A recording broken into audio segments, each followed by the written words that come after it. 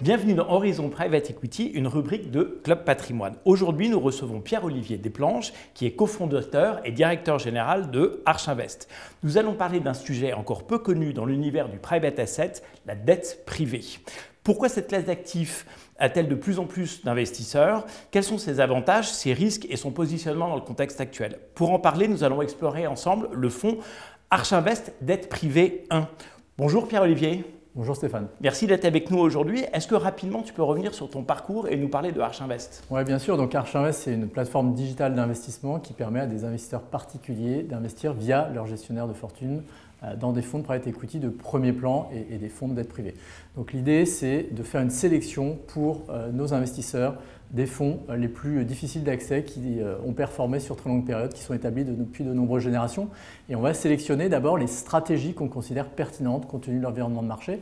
Aujourd'hui, on en a sélectionné 3, du LBO primaire, du secondaire et de la dette privée dont on va parler aujourd'hui. Alors, l'univers de ce que moi j'appelle ces private assets, parce que dans les private assets, il y a l'equity, la dette, l'infrastructure, éventuellement même de l'immobilier. Donc dans cet univers du private asset, aujourd'hui, on va parler donc de dette. Quelle place occupe cette dette privée dans l'écosystème du private asset?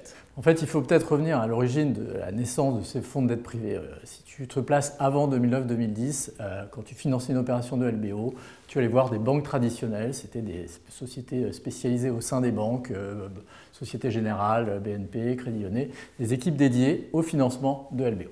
Et puis en 2009-2010, il y a cette terrible crise mondiale qui arrive. Au-delà de la visibilité qui était très mauvaise et des banques du coup relativement frileuses, tu as aussi BAL 3 qui leur ajoute des contraintes très très fortes pour financer du private equity en termes de consommation de cash sur leur bilan. Et donc du coup la nature est en horreur du vide, vu que tu avais quand même des fonds de private equity même en 2009-2010 qui étaient assez agiles pour monter des opérations de LBO, eh bien il y a des gens qui sont nés de toute place et qui se sont dit on va monter des fonds de dette privée sur le même modèle qu'un fonds de private equity, sauf qu'au lieu de financer la partie capitale du LBO, on va financer la partie dette. Et donc ça ne finance que du LBO, les fonds de dette de private asset? En fait, les fonds de dette privée que nous on accompagne, ce sont des fonds qui vont financer uniquement des opérations de LBO sous la base d'une tranche de dette unique qu'on appelle unitranche. Et donc les fonds qu'on a sélectionnés, on en reparlera tout à l'heure, sont des fonds principalement sur de la dette senior. D'accord. Oui, il faut bien catégoriser cette typologie de dette. Tu veux nous dire un peu quels sont les types de dettes qu'il y a et pourquoi est-ce que toi tu te positionnes sur de la dette dite senior? Effectivement, la moins risquée, c'est la dette senior. Pourquoi? Parce que tu es le premier à être remboursé quand la société est vendue. Ensuite, tu as des dettes qu'on appelle junior ou mezzanine, donc tu passes derrière la dette senior. Donc évidemment, si ça ne s'est pas très bien passé, on va d'abord rembourser la dette senior et s'il en reste, on remboursera la dette subordonnée et puis s'il en reste, on remboursera le capital. Donc si on regarde la structure de financement dans LBO, effectivement, la partie unitranche dette senior, c'est la partie la moins risquée du montage parce qu'on est les premiers à être remboursés. Et donc aujourd'hui, dans le contexte actuel, dans l'univers actuel, si je suis une entreprise et que je fais un LBO, est-ce que je peux encore aller voir les banques? Et si oui, pourquoi et pour quel type de dette? Et sinon, pourquoi est-ce que j'ai besoin d'aller voir des fonds? Et est-ce qu'il y a une différence de coût de dette entre la banque et les fonds? Tu as posé toutes les questions qui sont effectivement les points de distinction. Donc, comme on l'a dit, avant 2009-2010, 100% du marché était dans les mains des banques traditionnelles. Aujourd'hui, il faut avoir en tête que plus de 70% des montages de LBO dans le monde sont faits par des fonds de dette privée. Donc, ce qui s'est passé, c'est que, comme je le disais, BAL 3 a quand même pas mal impacté l'appétit des banques. Et aujourd'hui, les banques, on va les voir surtout sur des actifs assez traditionnels, des deals qu'on appellera plain vanilla. Dès que c'est un petit peu plus compliqué ou dès que c'est un secteur que les banques connaissent un peu moins bien, elles sont beaucoup plus frileuses. Aujourd'hui aussi, ce qui est intéressant, c'est qu'on est dans un environnement où la visibilité sur l'économie est relativement difficile à lire et donc les banques sont très très prudentes et donc la société, il y a 4 ans que vous auriez financé avec peut-être 4 fois les résultats d'exploitation en dette, aujourd'hui c'est plutôt 2 fois. Et donc vous avez beaucoup de montage LBO avec 2 fois de dette, ça ne marche pas. Donc vous êtes obligé d'aller voir ces fameux fonds de dette privée qui sont entre guillemets plus investisseurs dans l'âme, c'est plutôt des gens qui venaient justement de la dette subordonnée, qui avaient des sièges au conseil d'administration, donc souvent des parts de plus-value, même s'ils ne votaient pas. Et donc du coup, ils analysent la société avec un profil un peu différent que le pur banquier de financement qui est beaucoup plus conservateur. Et donc vous avez accès à des quantums de dette plus élevés, mais évidemment qui vous coûtent plus cher, mais qui sont souvent nécessaires pour monter une opération. Et vu que ce sont des dettes unitranches, vous n'avez pas de partie amortissable comme vous aviez dans les montages bancaires avec une tranche A amortissable, tranche B qui peut être remboursée in fine. Là, tout est remboursé in fine, donc vous n'avez que les intérêts à payer. Et du coup, vous pouvez évidemment investir beaucoup plus dans le business, donc créer beaucoup plus de valeur.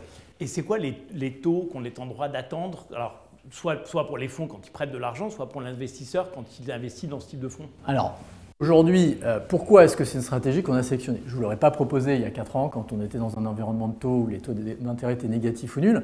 Aujourd'hui, le niveau des Euribor absolus et des Libor en absolu, évidemment, ont été un peu corrigés depuis quelques mois, mais en absolu, vous êtes quand même sur des niveaux assez élevés. Et donc, vu que ces fonds se rémunèrent avec une marge plus Euribor-Libor, vous pouvez atteindre des niveaux de rendement qui sont intéressants. En tant que fonds, vous allez facturer des marges dans certains cas qui vont atteindre 8%. Donc, quand vous rajoutez la moyenne de Euribor-Libor, vous pouvez être à 11-12% de coupons d'intérêt.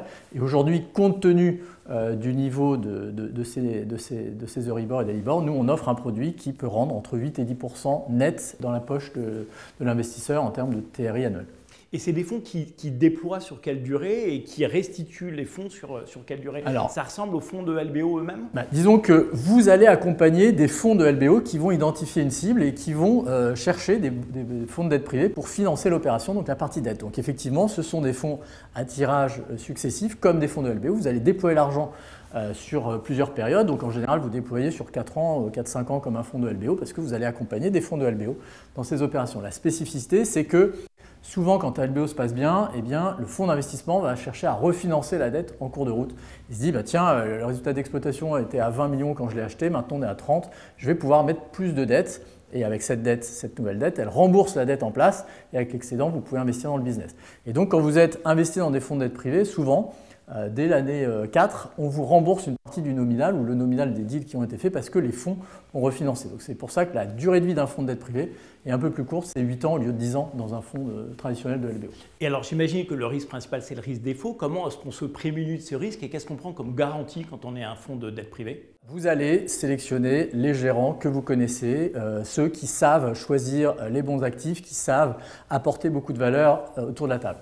Ensuite, dans le cadre de notre fonds, nous on a une diversification sur à peu près 4 fonds, on a 3 gérants mais 4 fonds et c'est 200 sociétés sous-jacentes et parce qu'on a choisi des gérants qui chassent des proies différentes, il n'y a pas de risque de recouvrement. Donc déjà quand vous avez 200 sociétés qui sont diversifiées d'un point de vue géographique et sectoriel, vous prenez évidemment moins de risques que quand vous accompagnez un seul gérant. Mais c'est aussi lié à la nature même de ces animaux qui, comme je disais, sont beaucoup plus investisseurs dans l'âme. Un fonds de dette privée, ça met en place des ratios financiers. Si jamais le ratio financier est cassé, parce que par exemple vous êtes en dessous de votre performance, il y a une lumière rouge qui s'allume, on se met autour de la table et on discute avec le fonds d'investissement pour trouver une solution, remédier à ce ratio qui est cassé. Et si jamais le fonds se rend compte que le fonds d'investissement actionnaire ne fait pas ce qu'il faut faire, dans certains cas, de rares cas, ils vont prendre les clés, c'est-à-dire qu'ils vont, parce que la documentation les autorise, prendre le contrôle de l'entreprise. Donc ils s'assoient à la place du chauffeur et ils demandent au fonds de sortir et c'est eux qui vont gérer l'entreprise. Évidemment, dans ces cas-là, eux, leur objectif, c'est de rendre le nominal, mais souvent, ils rendent plus, donc ils génèrent une plus-value. Et alors, sur ce fonds Archavest Dette Privée 1, quel est le ticket d'entrée? Où est-ce que vous en êtes en termes de levée et il reste ouvert pendant encore combien de temps? Alors, le ticket minimum pour rentrer dans le fonds Archavest Dette Privée, c'est 100 000 €. Si vous êtes un investisseur qui avait déjà fait des investissements dans des fonds professionnels, le ticket minimum, c'est 50 000 €. Aujourd'hui, il est déployé à plus de 50%. Donc, un investisseur qui arrive aujourd'hui, il bénéficie déjà de beaucoup de sociétés qui ont été achetées. Donc, il se rapproche évidemment de la date à laquelle on va commencer à lui rendre le remboursement des premiers nominaux. Et c'est un fonds qui devrait closer autour de septembre cette année. Parce qu'on a énormément d'appétit sur cette classe d'actifs qui finalement génère un rendement qui est très intéressant avec finalement une prise de risque qui est très très modérée parce que vous êtes sur une dette qui est principalement senior avec une grande diversification et des gérants qui ont un track record sur une période. Donc en fait, la dette privée, c'est entre 8 et 10% de rendement, une faible volatilité, finalement des assets qui sont assez bien protégés. On ne va certainement pas utiliser le terme de garantie, mais assez bien protégés. 100 000 € d'investissement minimum et on a jusqu'à après l'été pour se décider à investir. Exactement, très bien résumé. Très bien. Eh ben, merci beaucoup Pierre-Olivier Desplanches de nous avoir rejoints aujourd'hui. Merci beaucoup pour cet éclairage qui était précieux. On se retrouve le mois prochain pour un autre fonds de Private Equity qu'on passera au scope de Horizon Private Equity. Merci beaucoup.